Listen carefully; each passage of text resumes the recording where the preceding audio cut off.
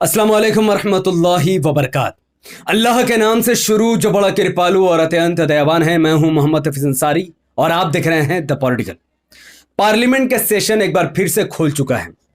मोदी जी की नई सरकार बन चुकी है और पार्लियामेंट के अंदर ओवैसी साहब के शपथ लेते ही एक हड़कंप मच चुका है और मोदी जी ने तीसरी बार झूठी शपथ खाई है। पूरी वीडियो को डिटेल से मैं समझाऊंगा। पहले ओवैसी साहब पर बात करें। असदुद्दीन ओवैसी साहब ने पार्लियामेंट के अंदर जो ओथ ली है, जो शपथ ली है, उससे बावेला मचा हुआ है। आखिर वो शपथ कैसी है, उसका पूरा वीडियो मैं आपके सामने रखने वाला हूं। इस वीडियो को जरा ध्यान से देखिए। श्री असदुद्दीन ओवैसी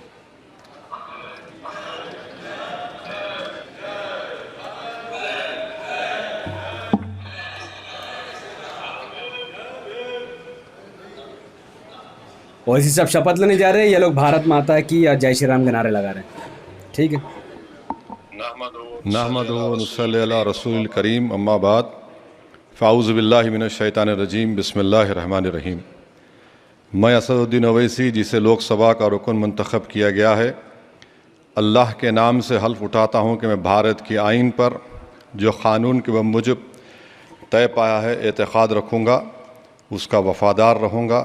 मैं भारत के इक़्तिदार आला और सालिमियत को बरकरार रखूँगा और जिस ओहदे को मैं संभालने वाला हूँ इसके फ़राइज़ और वफ़ादारी से अंजाम दूँगा।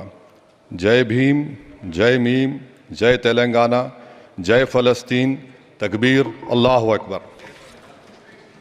देखा आपने, तो असदुद्दीन ओवैसी साहब ने एक्चुअली में जय फ़लस्तीन का नारा दिया है, जिसकी वजह से पूरे लोकसभा में हड़कंप मच चुका है। और जो बीजेपी सांसद है वो कह रहे हैं कि ये संविधान के खिलाफ है। संविधान, अफसोस की बात यह है कि इस नारे को स्पीकर ने हटा दिया है।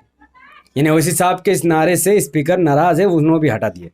लेकिन जय फ़लस्तीन का नारा देना कैसे खिलाफ हो सकता है, जबकि भारतीय जनता पार्टी के एक सांसद ने हिंदू राष्ट्र का नारा लगाया है, जो कि अपने आप में गलत है, दुर्भाग्य है और संविधान के खिलाफ है। लेकिन उसके खिलाफ कोई कार्रवाई नहीं होगी। लेकिन ओवैसी साहब अकेले हैं और लड़ रहे हैं, सत्ता से भी विपक्ष से भी, तो उनके खिलाफ कार्रवाई की मांग चल रही है। अब इस वीडियो में आप आगे ये देखोगे कि किस तरीके से शपथ के बाद असदुद्दीन ओवैसी साहब निकले और अखिलेश यादव ने हाथ उठाकर उनको सलामी दी। और इस पर मेरा ऑब्जेक्शन क्या है ये भी मैं आपको समझाऊंगा। ये देखिए, ये ओवैसी साहब अभी जा रहे हैं। अभी ध्यान से पूरा वीडियो को देखना। ये अखिलेश यादव को देखिए, ये देखिए, वो अखिलेश यादव जो ताउमर ये कहते रहे कि ओवैसी साहब बीजेपी का बी टीम है, बीजेपी के एजेंट हैं, आरएसएस के लिए काम करते हैं, वो अखिलेश यादव असदुद्दीन ओवैसी साहब को हाथ उड़ा के सलाम क्यों कर रहा है? इसका मतलब है कि पूरे इलेक्शन में अखिलेश यादव ने उत्तर प्रदेश के करोड़ों मुसलमानों को मूर्ख बनाया। अखिलेश यादव भी जानते हैं कि मुसलमानों की और दलितों की सही नुमाइंदगी अगर भारत में कोई करता है तो वह असदुद्दीन ओवैसी साहब है। लेकिन अखिलेश यादव ये भी जानता है कि जब तक उनको मुसलमानों का वोट नहीं मिल जाता, अखिलेश यादव सीएम या फिर एमपी नहीं बन पाएंगे। इसीलिए ओवैसी साहब को बी टीम कहते रहे, लेकिन खुद हाथ उठाकर सलाम करके उन्होंने ये सिद्ध कर दिया कि ओवैसी साहब को बी टीम नहीं है, बल्कि बीजेपी से लोहा लेने वाला अकेला एक मर्द मुजाहिद है जो पार्लियामेंट के अंदर पहुंचा हुआ है। वेल, अब बात करें मोदी जी के झूठे शपथ के बारे में। नरेंद्र दामोदर दास मोदी जी ने जिस तरीके से शपथ ली है, मैं वर्ड टू वर्ड आपको पढ़ के बताऊंगा, जिससे आपको अंदाजा मिलेगा कि नरेंद्र मोदी जी ने इसमें झूठ कहाँ कहा है। नरेंद्र मोदी जी ने शपथ के दौरान कहा, मैं नरेंद्र दामोदर दास मोदी, जो लोकसभा सदस्य का निर्वाचित हुआ हूं, ईश्वर की शपथ लेता हूं कि मैं विधि द्वारा स्थापित भारत के संविधान के प्रति सच्ची श्रद्धा और निष्ठा रखूंगा। मैं भारत के प्रभुता और अखंडता को अक्षुण्ण रखूंगा तथा मैं जिस पद को भी ग्रहण करने वाला हूं उसके कर्तव्य की श्रद्धा पूर्वक निर्वहन करूंगा। इस शपथ में झूठ यह था कि मोदी जी ने कहा कि संविधान के प्रति सच्ची श्रद्धा और निष्ठा रखूंगा और भारत के प्रभुता और अखंडता को अक्षुण्ण रखूंगा, जबकि मोदी जी ने भारत के अखंडता को अक्षुण्ण नहीं रखा है। पिछले 3 बार से मोदी जी झूठ बोल रहे हैं। अगर वाकई में मोदी जी ईश्वर के खिलाफ झूठी शपथ नहीं खा रहे हैं, अगर वाकई में वो ईश्वर में मानते हैं, श्री राम को मानते हैं या अपने भगवान देवी देवताओं की मानते हैं और उनके नाम की शपथ उठा रहे हैं, तो वह बताएं और उनके सपोर्टर बताएं कि क्या मोदी जी वाकई में भारत में अखंडता को अक्षुण्ण रखने में कामयाब हुए हैं। और अगर मैं गलत हूं तो मुझे बताइए, CAA का बिल लाकर मोदी जी ने क्या सिद्ध किया? CAB सिटीजनशिप अमेंडमेंट बिल जो कि आज एक्ट बन चुका है, ये संविधान के खिलाफ, एक खास धर्म के खिलाफ कानून था जिसमें मुस्लिम समाज को बाहर कर दिया गया।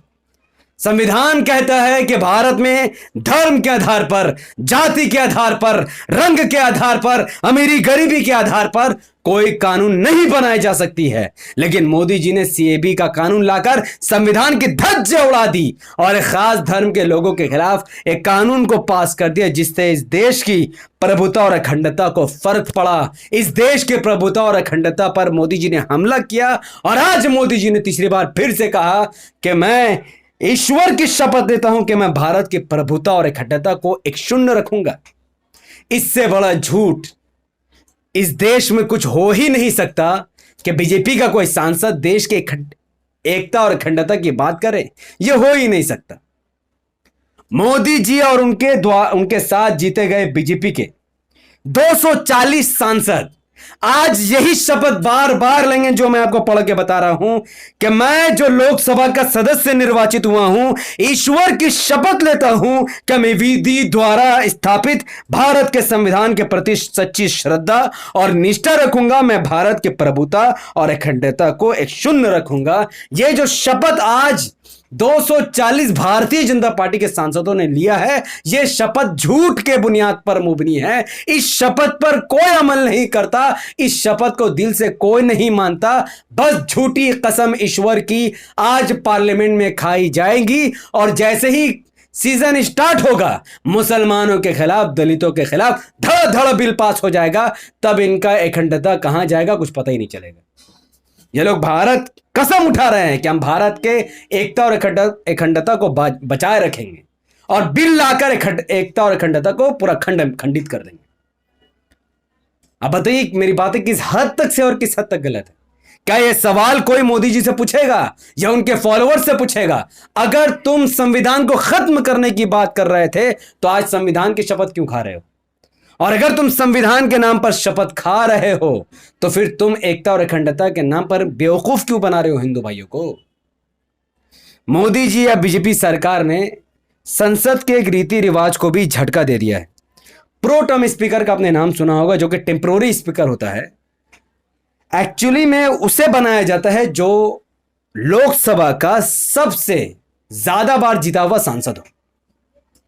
और लोकसभा में सबसे ज्यादा बार जीते हुए सांसद का नाम है के सुरेश, जो कि एनडीए का हिस्सा नहीं बल्कि इंडिया का हिस्सा है।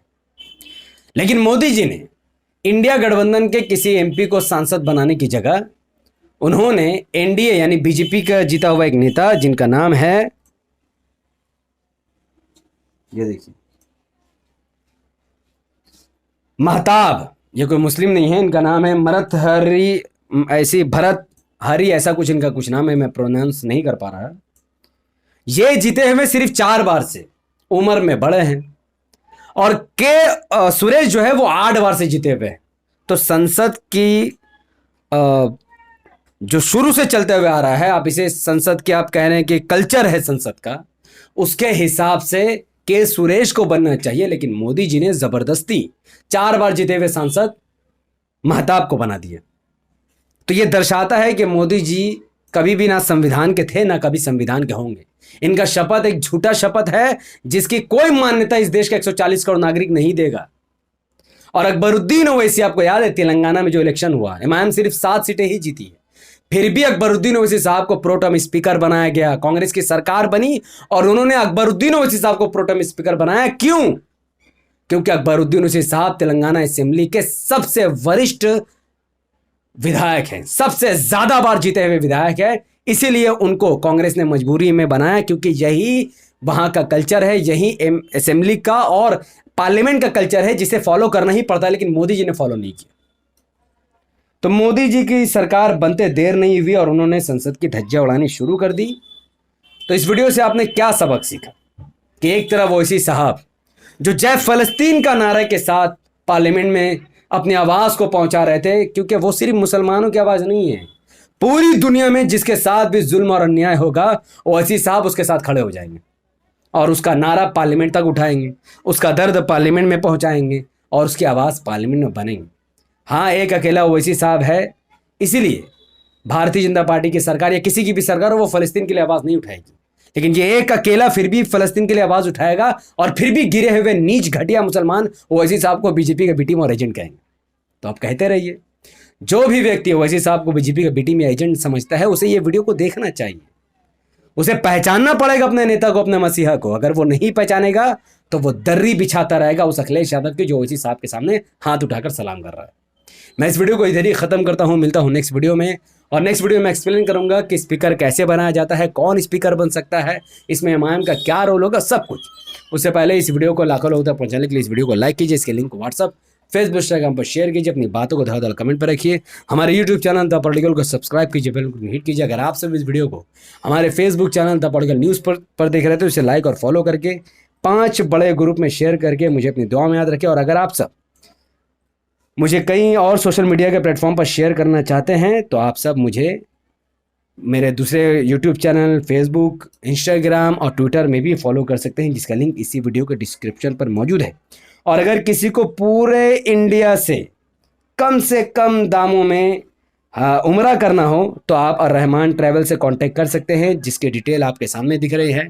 पूरे इंडिया में आप जिस कोने में भी आप सिर्फ 72,000 रुपये में, सिर्फ 72,000 रुपये में उम्रा कर सकते हैं। और अगर आप बेंगलोर से हैं, अगर आप हैदराबाद से हैं, अगर आप मुंबई से हैं, दिल्ली से हैं, लखनऊ से हैं, तो आप सिर्फ 65,000 रुपये में ही उम्रा कर लेंगे। तो अर्रहमान ट्रैवल में कांटेक्ट कीजिए और वहाँ से उम्रा कीजिए। ये एकदम ऑथेंटिक ट्रैवल एजेंसी है जो खुद मेरे अपने एक दोस्त का है। आप पूरा ट्रस्ट करके उसका यूज़ कर सकते हैं और कम पैसे में उम्रा कर सकते हैं। और ये जो धंधा इस वक्त ट्रैवल एजेंसी ने बनाया हुआ है, लाख रुपए ले रहे हैं उम्रा करने का, इस धंधे को ख़त्म करके, क्योंकि ये जो ट्रैवल एजेंसी, इसका मकसद ही है कि कम पैसे में लोगों को उम्रा करा देना। उम्रा कराने को धंधा नहीं बना रहे, बल्कि कम से कम मार्जिन रख के लोगों को उम्रा कराने का ही एक उद्देश्य है।